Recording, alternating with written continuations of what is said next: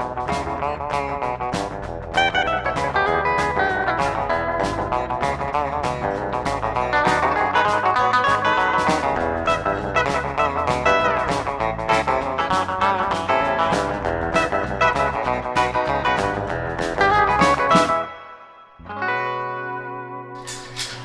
what's happening everybody? Willie here, Great Outdoors. We are back on that line of antique fishing reels that we found at the antique store. Now, originally the Abimatic was the only reason that I went there. Abimatic 140, I knew it was there and I was thought for sure I'd be coming back with that. That was without a doubt. Little did I know, I'd come back with 4 reels instead of just 1. Now these things happen. Sometimes there's nothing we can do about it. It's kind of like going to Sam's Club or Costco or whatever place you have that's like that. You know, you go in there because you've run out of trash bags and you come back with 2 5-gallon buckets of peanut butter, 62 boxes of Frosted Flakes, and a carton of socks that don't fit that you end up having to take back. If you actually take them back. It's just how that works when you go in those kinds of places. You always come back with the things you had no intentions of buying. But speaking of no intentions of buying, we're going to jump onto my next reel, which I had no intention of buying. But because the owner of that particular little cubby hole there was there, he made me a good deal on a lot of those reels altogether. You know, when you combine, they want to take some money off, which is okay. I'm good with that. Plus the 3 or 4, I should say, reels that we got, I kind of wanted all 4 of them. To an extent, some more than others. That's all I can tell you. Let's talk about the next one. A Zebco 600, which I know nothing about. I do not know anything about the Zebco 600. I have never owned a Zebco 600. I have never, until this point right here, have ever picked up a Zebco 600. This one appears to do okay, but no anti-reverse. But I'm not positive that it's even supposed to have an anti-reverse. I don't know what year or time frame this came from. Let's find out. Technology, people. I could have looked while I was there, but I didn't want to. All right, history. Ooh, I like that. Zebco 600, 1970 to 1975 version. Huh. 1970 to 75. Huh. Oh no, I guess the 600 went on for a long time. Okay. Oh, a forum. You gotta love forums, because people have a tendency to make the first paragraph and a half have to do with the actual thing that you clicked on there to see. After that, it turns into other stuff. And then you never hear anything more about the thing you actually wanted to know about. All right, so what do we know? Well, we learned a couple of things here and there because, you know, you got to get in and figure out your history and all that fun stuff. And what this thing actually started out as is a 66, a model 66, which I believe the 66s actually started out in silver and then they went to black later on down the line. And I think the Model 66 was made from 1958 to 1964. After that, you had the 606, which came in and took over for the 66. Now, I had a 606. Wasn't impressed.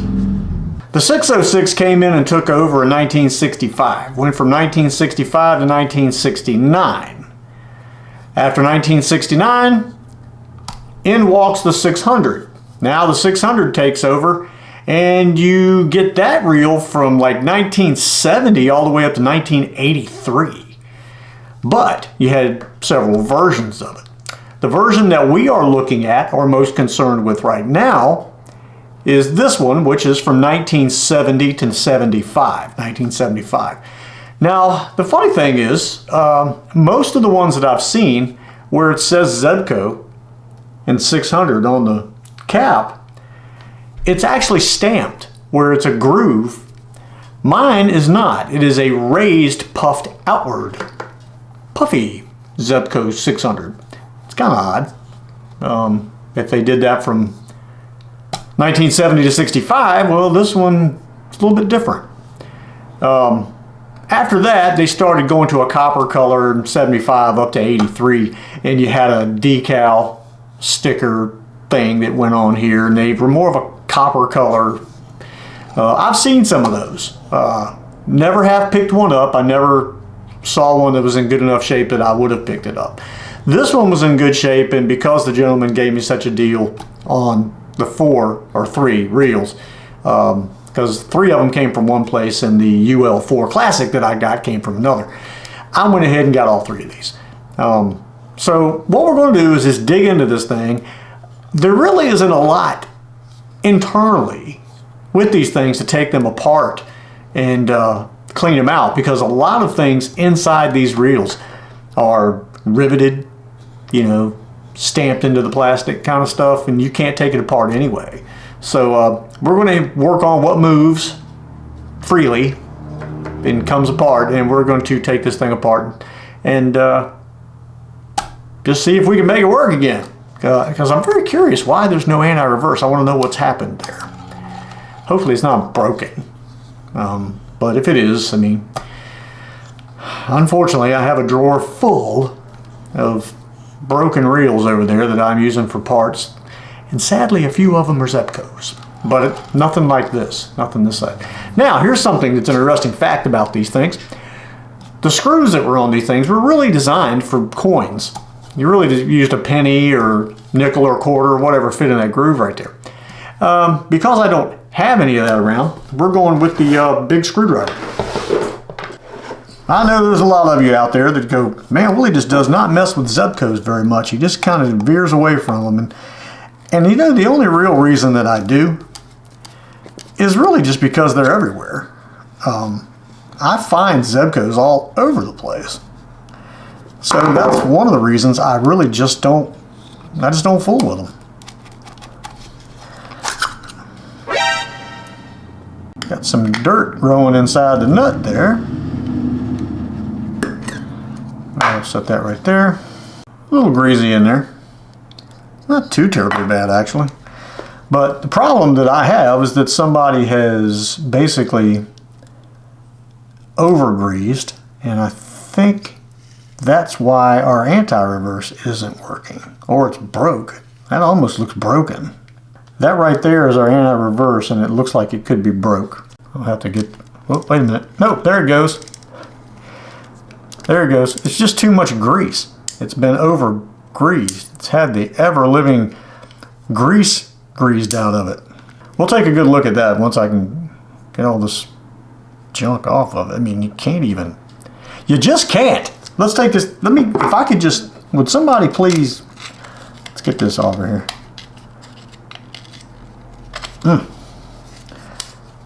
Oh no, I just realized something. There's supposed to be a rubber ring around the top of here. Yep, there's supposed to be a rubber ring around the top of this, and that is what holds your line, and it's not there. I just realized looking at these rivets.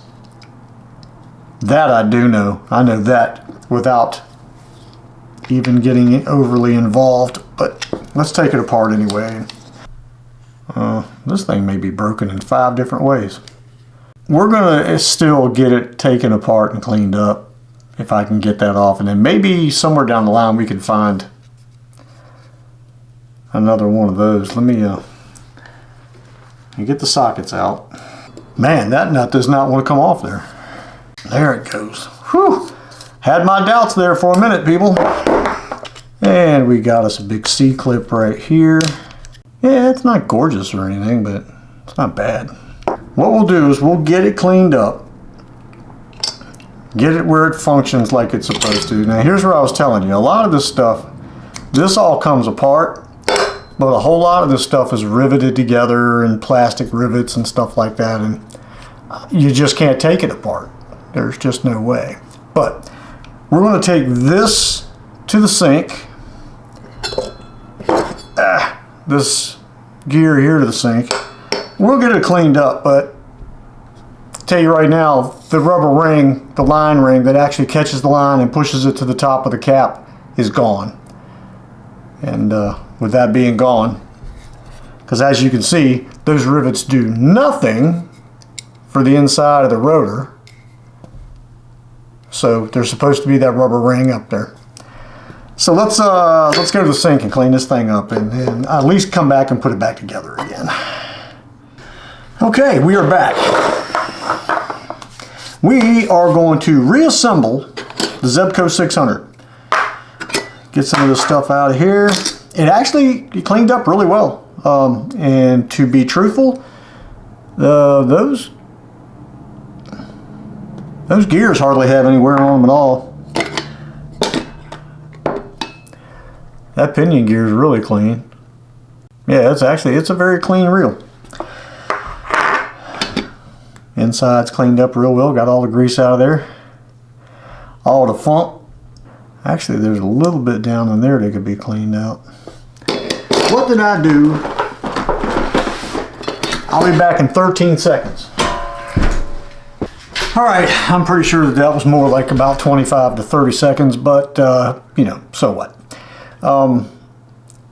Again, it cleaned up really well. It's actually not a bad looking reel inside. Let's get some of this stuff put back together again because, well, because. Let's just go with because. Put this gear back in here. You hear that? That is what the anti-reverse is supposed to sound like when it's functioning correctly. But the over-greasing process that the person went through was making it where it wouldn't even move. All right, now we're going to put our, where's it at? Stuck to the bottom down there. There we go. So now, that's all like it ought to be. We can actually put our crank back on. Get the water out of that acorn nut there. That'll work. All right, we're good there. We're going to loosen that drag up a little bit. That is your drag right there on the bottom. That's what you're dragging against. That's what this little nylon bushing in there is pushing up against, is that rib that's sticking up right there. Then we need our little C-clip, which will go there. And we'll use this big screwdriver to pop that into place.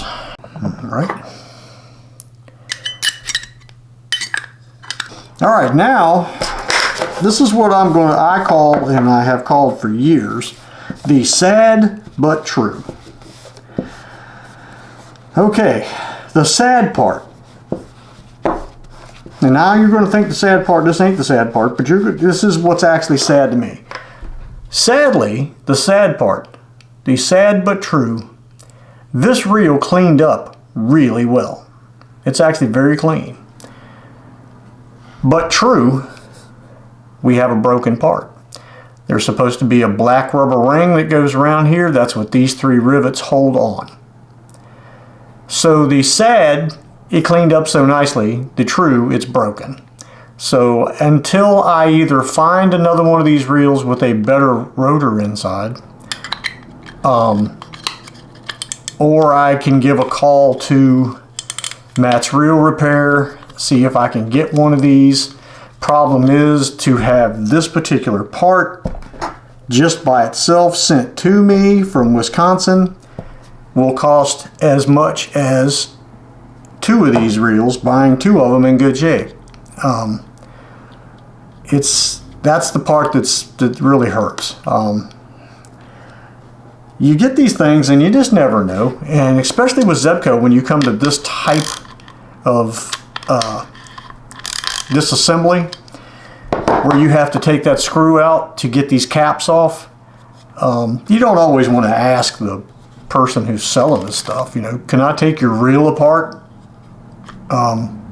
Because a lot of times they're going to go, no. Matter of fact, you can't. Doing the thing. That's right, here we are doing the thing again.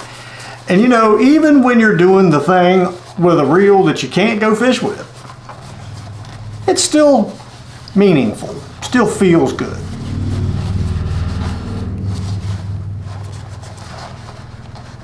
This is a good reel. I feel like it would work much better than the 606, because if I'm not mistaken, the 606 I think it had the sawtooth style. I think it did. I think it had the sawtooth style rotor in it. I didn't like it, and sometimes it worked and sometimes it did not. There were times that it just got stuck, wouldn't retrieve, wouldn't cast, would stuck. You'd hit the button a couple times, it would finally function. Just wasn't a good reel. I didn't like it. So, I mean, it lasted from 65 to 69. I don't know how. Like, there's no way they could have sold that many of them, I wouldn't have thought. But this one's working. That's when you just, you go to the center thing and you don't have anti-reverse anymore. You go to the first switch there and you have anti-reverse. You go to the center one, wants to act the fool, you don't have any clicker. You go to the far left, you have your clicker. And boy, does she click now. You know why? Because it doesn't have a 45-gallon drum of grease in there on it. So it's working. We just, unfortunately, we do not. I mean, that's actually very smooth. And look at that for a Zebco. It's pretty good. So anyway, there you go. Sadly, it's not going to work until we get the right parts to fix it. So anyway, hope you guys enjoyed this. This was Zebco 600. Got a little history on it, got it tore down, and unfortunately we have a broken part. And until we get a new rotor for it, we are kind of stuck. Now it does look really good, and I will put this in the cabinet with my other ones until we get a rotor. I'm not going to throw it in the parts drawer over there. I'm going to put it on the shelf in there, and we just need to look about getting a rotor for it. Anyway, thank you guys for watching, and we will see you on the next one. Whatever the next one may be.